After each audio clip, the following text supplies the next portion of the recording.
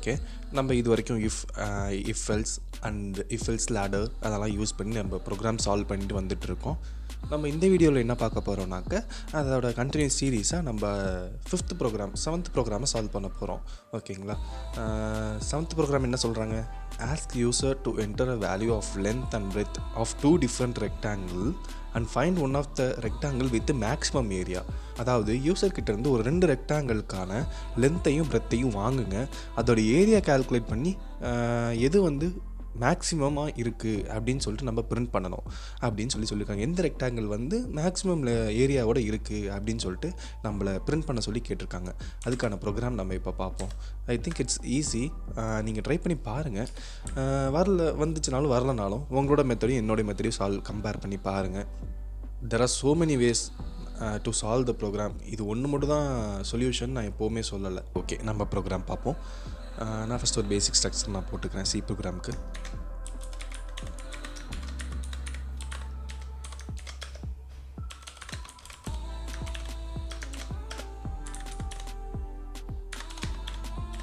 நான் ஒரு பேசிக்கான சி ப்ரோக்ராமுக்கான ஸ்ட்ரக்சர் போட்டுக்கிட்டேன். இப்போது நான் என்ன பண்ணணும்? நான் ஒரு ரெக்டாங்கிளுக்கான லென்த் அண்ட் பிரெத் வாங்கணும். தென் இன்னொரு ரெக்டாங்கிளுக்கான லென்த் அண்ட் பிரெத் வாங்கணும். மொத்தம் நான் இப்போ எத்தனை வேரியபிள் யூஸ் பண்ணணும்? ஒரு ரெக்டாங்கிளுக்கு 2, அதாவது லென்த் அண்ட் பிரெத். ஸோ நான் 4 வேரியபிள் இப்போ நான் யூஸ் பண்ணி தான் அதோட ஏரியா கால்குலேட் பண்ணணும். ஏரியா கால்குலேட் பண்ணுறதுக்கு தனி வேரியபிள். ஓகேவா? ஓகே, நான் இப்போ இனிஷியலைஸ் பண்ணுறேன் ப்ரோக்ராம்ஸ்க்கான யூஸ் பண்ண போகிற வேரியபிள்ஸ்லாம். ஃபஸ்ட்டு நான் என்னென்ன யூஸ் பண்ண போகிறேன்னு சொல்லிட்டு பேசிக்காக நான் டிக்ளேர் பண்ணிக்கிறேன். நான் இங்கே வந்து ஃப்ளோட்டில் கூட டிக்ளேர் பண்ணலாம், இன்டீஜர்லையும் டிக்ளேர் பண்ணலாம். It's upon you. நான் ஸோ அக்யூரேட்டாக இருக்கணுங்கிறதுக்காக நான் ஃப்ளோட்டில் டிக்ளேர் பண்ணுறேன்னு வச்சுக்கலாம். ஃப்ளோட்டில் ஒரு 4 variable, length 1, breadth 1, length 2, breadth 2. Length 1, breadth 1 வந்து ரெக்டாங்கிள் 1க்கு யூஸ் பண்ண போகிறோம். லென்த் 2, பிரெத் 2 வந்து ரெக்டாங்கிள் 2க்கு நம்ம யூஸ் பண்ண போகிறோம்.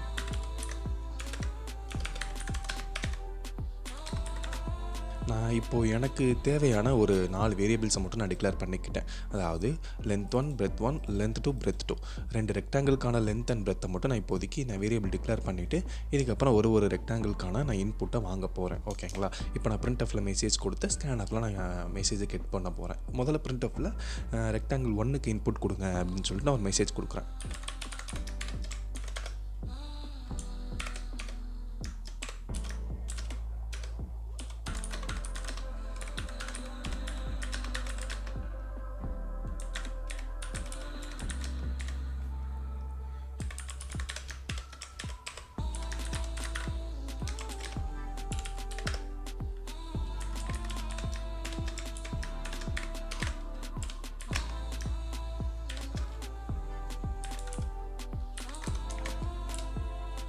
இந்த இடத்துல பார்த்தீங்கன்னா நான் %f யூஸ் பண்ணியிருப்பேன்.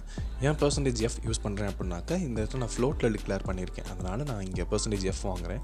இங்கே இன்டீஜரில் டிக்ளேர் பண்ணியிருந்தீங்கனாக்கா இங்கே நான் %d ஃபார்மேட் ஸ்பெசிஃபையர் போட்டு நான் இன்டீஜரில் இன்புட் வாங்கி நான் அட்ரஸ் ஆஃப் லென்த் 1ல் ஸ்டோர் பண்ணியிருப்பேன்.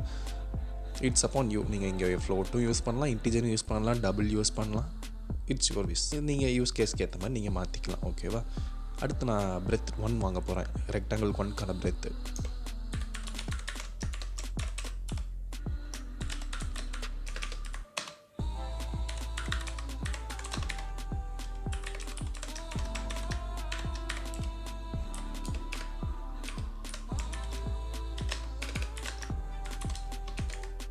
ஓகே, இப்போ நான் ரெக்டாங்கிள் 2க்கு நான் இன்புட் வாங்கிக்கிறேன் மெசேஜ் கொடுத்து.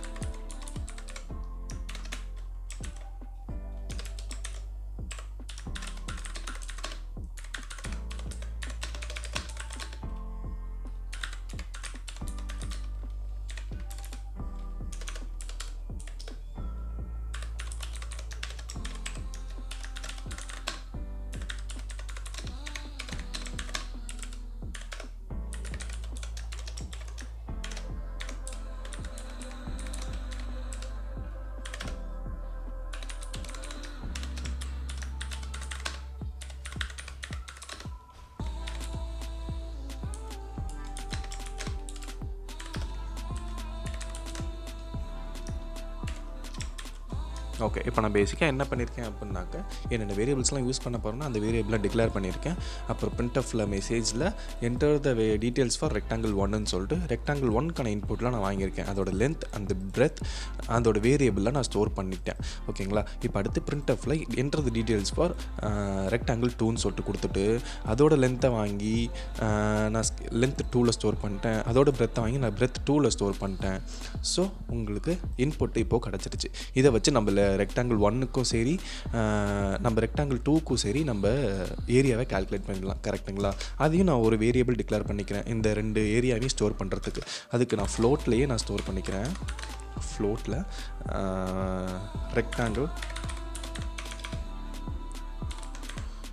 1 ரெக்டாங்கிள் 1ங்கிற வேரியபிளில் லென்த் 1 பிரெத் 1 மல்டிப்ளை பண்ணி ஸ்டோர் பண்ணிக்கிறேன். I think you know the formula for area of rectangle. Area of ரெக்டாங்கிளோட ஃபார்முலா வந்து லென்த் இன்ட்டு பிரெத். ஓகேங்களா?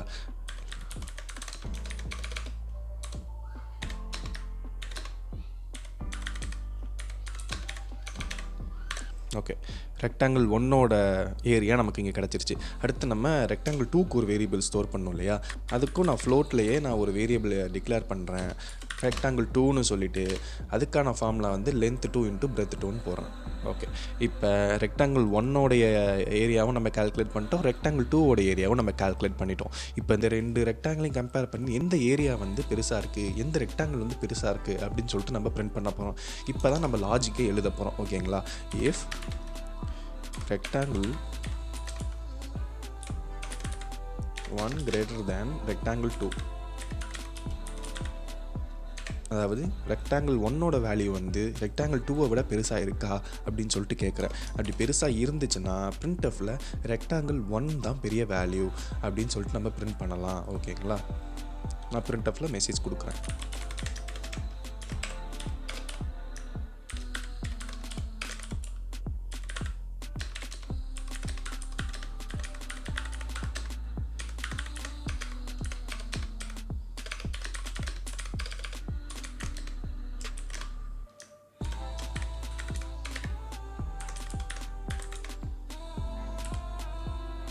அப்புறம் இன்னொன்று என்ன கேட்கலான்னாக்க ரெக்டாங்கிள் 2 வந்து ரெக்டாங்கிள் 1 விட பெருசாக இருக்கா அப்படின்னு சொல்லிட்டு நம்ம கேட்க போகிறோம். அப்படி பெருசாக இருந்துச்சுன்னா ரெக்டாங்கிள் 2 தான் பெருசு அப்படின்னு சொல்லிட்டு நம்ம பிரிண்ட் பண்ணோம். இந்த இடத்துல மாற்றி பிரிண்ட் பண்ணிக்க ரெக்டாங்கிள் 1ன்னு சொல்லிட்டு பிரிண்ட் பண்ணோம். ஓகேங்களா? இப்போது இஃப் கண்டிஷனில் நம்ம எல்ஸ் இஃப் யூஸ் பண்ணோம். இப்போது எல்ஸ் இஃப்ல என்ன பண்ண போகிறோம், ரெக்டாங்கிள் 2 வந்து ரெக்டாங்கிள் 1 விட பெருசாக இருக்கா அப்படின்னு சொல்லிட்டு கேட்க போகிறோம்.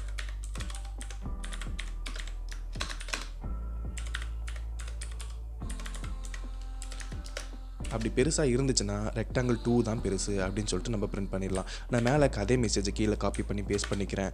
இந்த இடத்துல நான் ரெக்டாங்கிள் 2 தான் பெருசுன்னு சொல்லிட்டு மாற்றிக்கிறேன். இந்த இடத்துல ரெக்டாங்கிள் 2ங்கிற வேரியபிள் நான் போட்டுக்கிறேன். இப்போ ரெக்டாங்கிள் 2ஓட வேல்யூ இங்கே பிரிண்ட் ஆயிரும். ஓகேங்களா?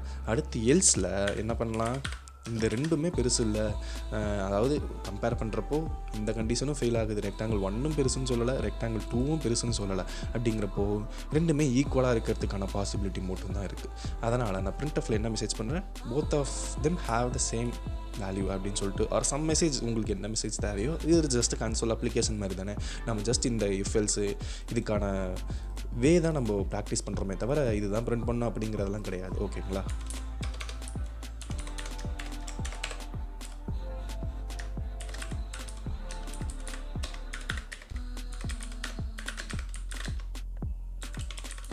ஓகே, இப்போ இந்த ப்ரோக்ராம் ஒரு கிளான்ஸ் மாதிரி திருப்பி பார்ப்போமா.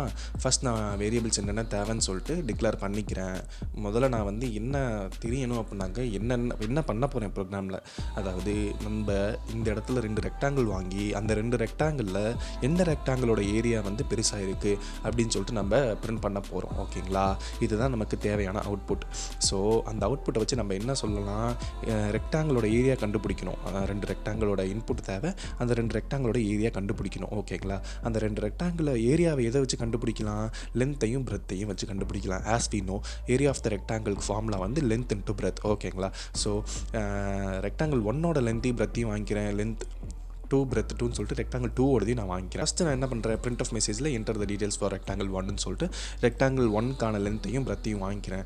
அடுத்து print enter the details for rectangle 2ன்னு சொல்லிட்டு லென்த் 2 அண்ட் பிரெத் 2 ரெக்டாங்கிள் 2க்கான டேட்டாஸ்லாம் நான் வாங்கிக்கிறேன். அடுத்து ரெக்டாங்கிள் 1ஓட ஏரியாவை நான் கால்குலேட் பண்ணிக்கிறேன். அடுத்து ரெக்டாங்கிள் 2ஓட ஏரியாவை நான் கால்குலேட் பண்ணிக்கிறோம். தென் இங்கே தான் நம்ம லாஜிக் எழுத போகிறோம். ரெக்டாங்கிள் 1 வந்து ரெக்டாங்கிள் 2 விட பெருசாக இருந்துச்சு அப்படின்னாக்க rectangle 1 is the largest area அப்படின்னு சொல்லிட்டு நம்ம ரெக்டாங்கிள் 1 தான் பெரிய ஏரியா இருக்குது அப்படின்னு சொல்லிட்டு பிரிண்ட் பண்ணலாம். எல்ஸ் இஃப்ல இன்னொரு கண்டிஷன் செக் பண்ணுறோம். ரெக்டாங்கிள் 2 பெருசாக இருக்கா ரெக்டாங்கிள் 1 விட அப்படின்னு கேட்டுட்டு சப்போஸ் அந்த கண்டிஷன் ட்ரூவாக இருந்துச்சு அப்படின்னாக்க அந்த இடத்துல ரெக்டாங்கிள் 2 தான் பெருசு அப்படின்னு சொல்லிட்டு பிரிண்ட் பண்ணிடும். இப்போது இந்த 2 கண்டிஷனுமே ஃபெயில் ஆயிருச்சு அப்படின்னாக்க எல்ஸ் பாட்டுக்கு வரும். கரெக்டுங்களா?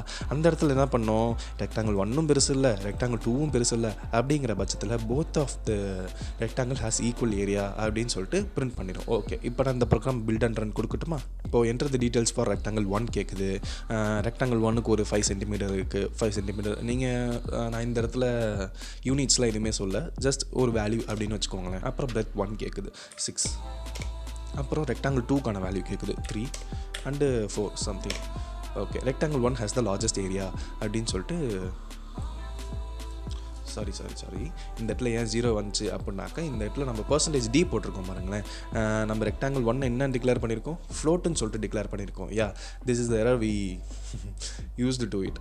நம்ம அடிக்கடி பண்ணக்கூடிய எரர்ஸ் இதெல்லாம். Percentage F. இப்போ நான் சேவ் பண்ணிட்டு ரன் பண்ணுறேன், பில்ட் அண்ட் ரன் கொடுக்குறேன். ரெக்டாங்கிள் 1க்கான இன்புட் வாங்குது 5 and 6 and 3 and 4 சம்திங். இப்போ பார்த்தீங்கன்னாக்கா உங்களுக்கு 30, அதாவது ரெக்டாங்கிள் 1 தான் பெருசு. 5 into 6 30 அப்படின்னு சொல்லிட்டு வந்துருச்சு. இப்போ இந்த இடத்துல இத்தனை 0 இருக்குது. அந்த 0வெல்லாம் குறைக்கணும்னாக்க இந்த இடத்துல பர்சன்டேஜ் 0.2 அப்படின்னு வச்சுட்டு நான் பில்ட் அண்ட் ரன் கொடுக்குறேன். இப்போது 5 6 3 4. இப்போ பார்த்தீங்கன்னா பாயிண்ட்டுக்கு அடுத்து 2 டெசிமல் பிளேசஸ் தான் வருது. நீங்கள் எத்தனை டெசிமல் பிளேசஸ் வேணுமோ அந்த நம்பரை இங்கே போட்டுக்கலாம். பாயிண்ட் பர்சன்டேஜ்க்கு அப்புறம் பாயிண்ட் வச்சு அந்த நம்பரை போட்டிங்கனாக்கா எத்தனை நம்பர் போட்டிருக்கீங்களோ அத்தனை டெசிமல் பிளேசஸ் அங்கே உங்களுக்கு கிடைக்கும். ஓகேங்களா? ஓகே, இப்போ நம்ம ரெக்டாங்கிள் 2க்கு லார்ஜஸ்டான வேல்யூ போட்டு பார்ப்போம். ஓகேங்களா? இப்போது 3 4 ரெக்டாங்கிள் 1க்கு வந்து லென்த்து 3 பிரெத் 4ன்னு சொல்லிட்டு கொடுக்குறேன். ரெக்டாங்கிள் 2க்கு வந்து லென்த் 5 and பிரெத் 6 அப்படின்னு சொல்லிட்டு கொடுத்தேன்னா rectangle 2 has the largest number and has 30 square units அப்படின்னு சொல்லிட்டு. ஸ்கொயர் யூனிட்ஸ் அது நீங்கள் யூனிட் பற்றி கவலைப்பட தேவையில்லை, ஜஸ்ட் நம்பர்ஸ் தான் இங்கே ப்ளே பண்ணுறோம். ஓகேங்களா? நான் இந்த இடத்துல டெசிமல் பிளேசஸ் இந்த இடத்துல தூக்கலை, அதனால் உங்களுக்கு 0.2 போடலை, அதனால் உங்களுக்கு அத்தனை டெசிமல் பிளேசஸ் வருது. இந்த இடத்துல நீங்கள் இதே மாதிரி இங்கேயும் போட்டிருந்தீங்கன்னாக்கா அந்த டெசிமல் பிளேசஸ் உங்களுக்கு மாறிடும். ஓகேங்களா? ஓகே, இப்போ நான் ஈக்குவல் கொடுத்து பார்க்குறேன். ரெண்டுத்துக்கும் ஒரே லென்த்து ஒரே பிரெத் கொடுத்து பார்க்குறேன். 3 5 3 5. இப்போ பார்த்தீங்கன்னா both rectangle has equal area. கரெக்டாக ரன் ஆயிடுச்சு இப்போது. ஓகே, இந்த லாஜிக் உங்களுக்கு புரியும்னு நினைக்கிறேன். ஆஸ் யூஸ்வல் இந்த கர்லி பிரேசஸ் வேணாம் தான் தூக்கிடுங்க. இந்த கர்லி பிரேசஸ் இஃப் கண்டிஷனுக்கு அப்புறம் ஒரு லைன் தான் இருக்குனாக்கா இந்த கர்லி பிரேசஸ்லாம் தேவையில்லை, எல்லாமே ஒர்க் ஆகும் உங்களுக்கு. ஓகேங்களா? நீங்கள் இதை கர்லி பிரேசஸ் எடுத்து ட்ரை பண்ணி பாருங்கள். ஸோ இந்த வீடியோ அவ்வளோதான். பிடிச்சிருந்தால் லைக் ஷேர் சப்ஸ்கிரைப்லாம் பண்ணிக்கோங்க. இந்த சீரிஸ் ஸ்டில் கண்டினியூ ஆகும். இதோட நெக்ஸ்ட் வீடியோ ரைட் சைடை கிளிக் பண்ணுங்கள். ப்ரீவியஸ் வீடியோ வேணால் லெஃப்ட் சைட் கிளிக் பண்ணி பாருங்கள். ஓகே, பாய்.